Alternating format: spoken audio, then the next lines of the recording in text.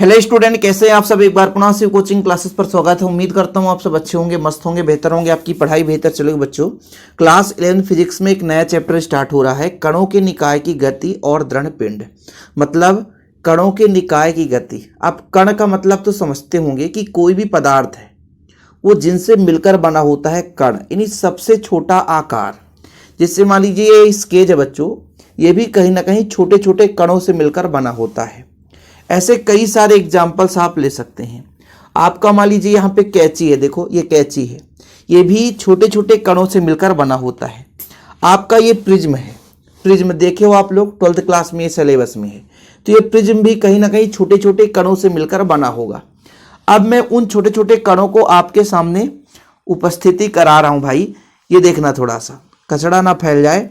ये देखो, ये पदार्थ का सूक्ष्मतम कण है। ये हमारे घर का रंगोली है, ठीक है। रंगोली बना था, मैंने कणों को उठा लाया और आपको दिखाने के लिए। ये जो बच्चों पदार्थ के छोटे छोटे कण हैं, इन्हीं को जब हम इकट्ठा कर दें और इसको एक ऐसे माध्यम से एकत्रित कर दें तो एक छोटा सा बड़ा सा पदार्थ बन सकता है।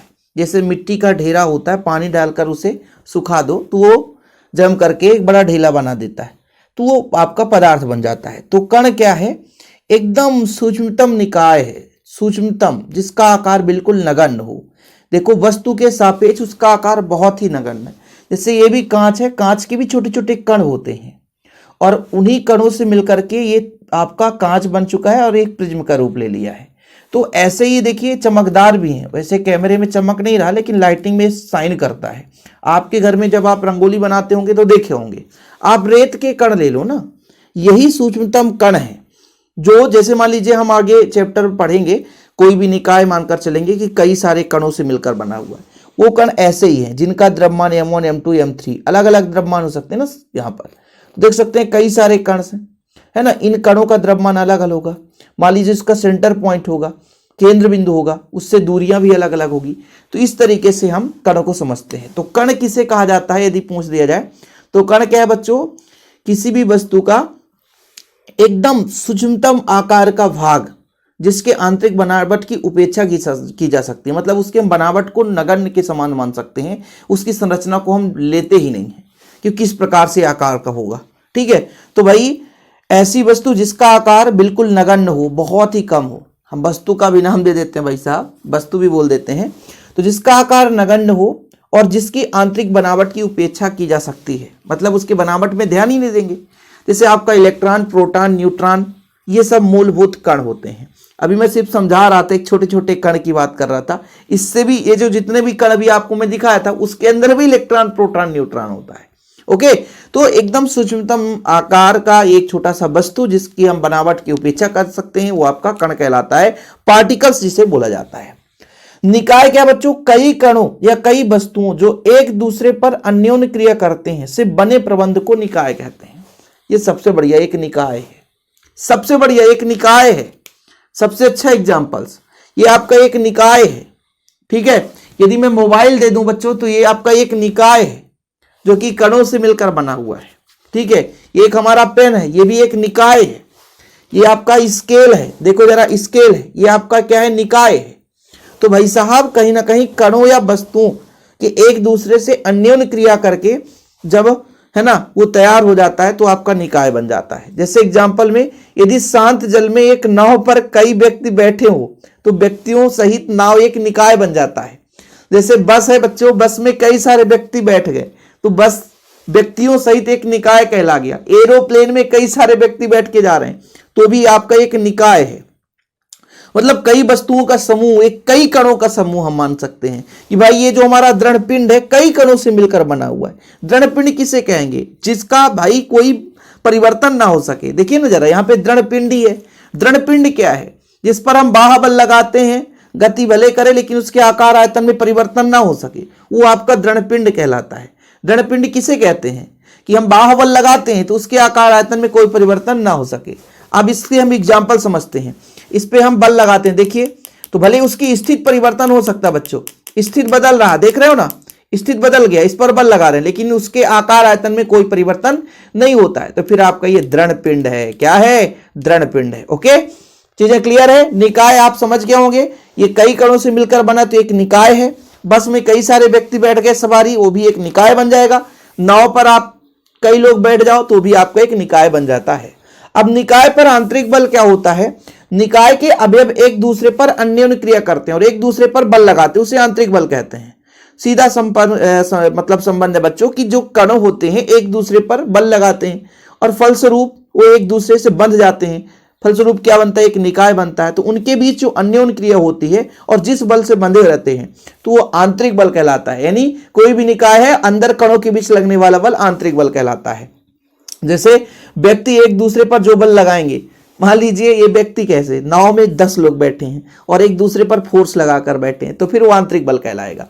वहीं पे जब हम बाह्य बल की बात करते हैं किसी निकाय के, तो निकाय के बाहर के कणों, वस्तु या निकायों द्वारा जो निकाय पर लगाए गए बल होता है उसे हम बाह्य बल कहते हैं। नहीं, बाहर से हम बल लगाते हैं। जैसे हमारा ये निकाय है, इसके अंदर कणों के बीच जो बल लग रहा होगा उसे आंतरिक बल बोलेंगे, लेकिन इस पर हम बल लगा रहे हैं उसकी स्थिति में परिवर्तन के लिए, तो फिर ये बाह्य बल कहलाता है। ओके, जैसे टोचन देकर के गाड़ी को खींचना चाहते हैं तो फिर हम बाह्य बल कहते हैं कि निकाय पर हमने बाह्य बल लगाया। आप लोग चकिया देखे हैं गांव घर में? नहीं देखे हैं तो देख लेना भाई साहब, बाह्य बल के माध्यम से उसको हम खींचते हैं, तो ये आपका बाह्य बल होता है। एक छोटा सा परिभाषिक शब्दावली आता बच्चों, बिलगित निकाय। यदि किसी निकाय पर कोई बाह्य बल न लग रहा हो तो वो बिलगित निकाय कहलाता है। याद रखिएगा, बिलगित निकाय किसे कहते हैं? यदि किसी निकाय पर कोई बाह्य बल न लग रहा हो, कोई बाह्य बल मतलब वो स्वतंत्र हो, तो आपको बिलगित निकाय कहलाता है। क्या है बिलगित निकाय? यदि किसी निकाय पर कोई बाह्य बल ना लग रहा हो तो आपका बिलगित निकाय कहलाता है। एक महत्वपूर्ण पॉइंट होता है द्रव्यमान केंद्र। द्रव्यमान केंद्र से संबंधित बहुत सारे प्रश्न आते हैं कि द्रव्यमान केंद्र होता कहां पे है। देखिए मैं आपको थोड़ा समझाऊंगा, बिल्कुल निश्चिंत रहें।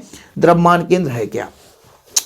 एक मैं यहां पे वस्तु रखा और इस पर मैं एक रिफिल को टिकाना चाहता हूं। देखिएगा, अभी मैं एकदम साइड में इसको रखकर छोड़ता हूं, मतलब रिफिल है, इसको यहां पे साइड पे टिकाता हूं तो क्या टिक जाएगा? इस साइड पे टिकाता हूं, क्या टिक जाएगा? गिर जाता है। देखिएगा ना, ये गिर जाता है। ठीक है, थोड़ा सा इसको और आगे करता हूं, ये टिक गया। अब इसके टिकने का कारण ये हुआ कि यहां पे इसका द्रव्यमान केंद्र है।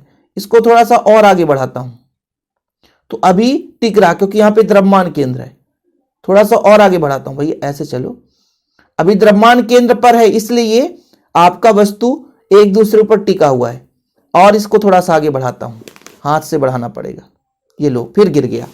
कहने का मतलब, यदि मैं सोचूं कि इसका द्रव्यमान केंद्र पता करना है तो एकदम वस्तु के बीच, द्रव्यमान केंद्र क्या होता है? किसी भी वस्तु के एकदम सेंटर पे उसका द्रव्यमान केंद्र, जहां पर उसका संपूर्ण द्रव्यमान केंद्रित माना जा सकता है। जैसे बच्चों मैंने इतने स्थिति पे रखा तो गिर गया, देखिएगा ना, ये रखा, देखिए अभी एक झुक रहा है, इधर झुक रहा है।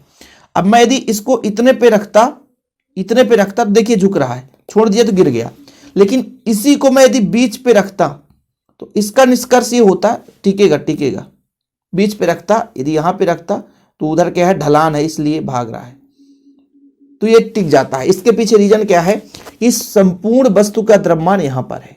तो किसी भी निकाय का द्रव्यमान केंद्र वह बिंदु होता है जहां पर समस्त द्रव्यमान केंद्रित माना जाता है। इसको और हम अपने उंगली से एग्जांपल समझते हैं बच्चों। देखिएगा, ये देखिए हमारा दोनों उंगली, हम दोनों को पास पास ले जा रहे हैं तो गिर गया भैया, थोड़ा सा अच्छे से समझा देंगे हम आपको। ये देखिएगा, अब ये नहीं गिरेगा आगे। ये है हमारा दोनों उंगली, इसको हम पास पे ले जा रहे हैं तो ऑटोमेटिक ये हाथ टिक जाता है। ठीक है, 2 छड़ी होता तो अच्छे समझ में आता। यदि हम पास पास ले जाएंगे तो दोनों उंगली वहीं पे जाके रुकेंगी जहां पे सेंटर ऑफ मास होगा।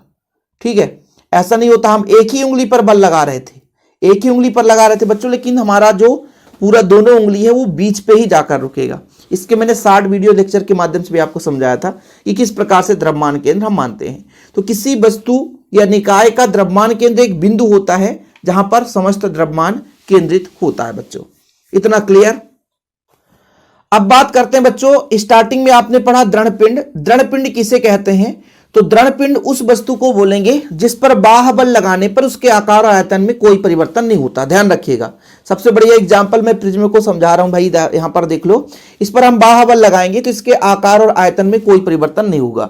इसका निष्कर्ष ये निकला कि ये जिन कणों से मिलकर बना हुआ है उनके भी जो लगने वाला बल है वो एकदम दृढ़ है, यानी प्रबल आकर्षण बल से बंधे हुए हैं और उनके आंतरिक बल में भी कोई परिवर्तन नहीं होगा। यदि किसी वस्तु पर बाह्य बल लगाने पर उसके आकार आयतन में परिवर्तन नहीं हो रहा है, इसका निष्कर्ष निकला कि इस वस्तु के अंदर भी जो कण है उन कणों पर भी जो बल लग रहा है उस पर कोई परिवर्तन नहीं होगा बच्चों। यानी गति के दौरान दृढ़ पिंड में कोई भी आकार या आयतन में परिवर्तन नहीं होता है।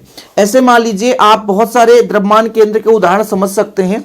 जैसे मान लीजिए एक छड़ी है, एक छड़ी का द्रव्यमान केंद्र कहां पर हो सकता है? एक छड़ी का द्रव्यमान केंद्र, जैसे एक छड़ी है बच्चों, तो इसका द्रव्यमान केंद्र कहां पर होगा? सेंटर पे होगा। मान लीजिए एक आपका बलय है, कुछ इस प्रकार से बलय है, तो इस बलय का द्रव्यमान केंद्र कहां पे होगा? सेंटर पे होगा। जैसे मान लीजिए आपका एक समांतर चतुर्भुज है, ठीक है, समांतर चतुर्भुज है, तो इसका द्रव्यमान केंद्र यहां पर सेंटर पर होगा। ऐसे मान लीजिए आपका एक बेलन है, क्या बच्चों? बेलन है, तो इसका द्रव्यमान केंद्र यहां पर सेंटर पे होगा, ठीक है, द्रव्यमान केंद्र बीच पे होगा। एक त्रिभुज है बच्चों, कुछ इस प्रकार से, ठीक है, ये त्रिभुज है, ठीक, तो द्रव्यमान केंद्र यहां पर होगा, ठीक है। ऐसे मान लीजिए आपका गुब्बारा है, ये लो भाई बालून है, तो फिर ये आपका द्रव्यमान केंद्र यहां पर होगा। तो द्रव्यमान केंद्र सभी वस्तुओं का होगा। आपका भी, जैसे आप खड़े रहते हैं तो आपका भी एक सेंटर ऑफ मास होता है द्रव्यमान केंद्र, ठीक है, नहीं तो आप गिर जाते बच्चों, ठीक है। यदि किसी मतलब वस्तु का भार एक साइड अधिक कर दो और एक साइड कम, यानी बीच में द्रव्यमान केंद्र पर उसे नहीं टिकाओगे तो ऑलरेडी वो गिर जाएगा। उम्मीद करता हूं कि यहां तक क्लियर हो गया होगा। पहला लेक्चर इसलिए छोटे ही वीडियो पर हम समाप्त करते हैं। अगले लेक्चर में हम इसको आगे बढ़ाएंगे बच्चों और बृहद रूप से इसको समझेंगे। दृढ़ पिंड के गति के बारे में बात करेंगे, जो सिलेबस में है, जो एग्जाम में पूछा जाता है, उन प्रश्नों पर हम गौर करेंगे। ओके, आज के लिए इतना ही। वीडियो पसंद आया तो लाइक करके शेयर करें। जय हिंद, वंदे मातरम।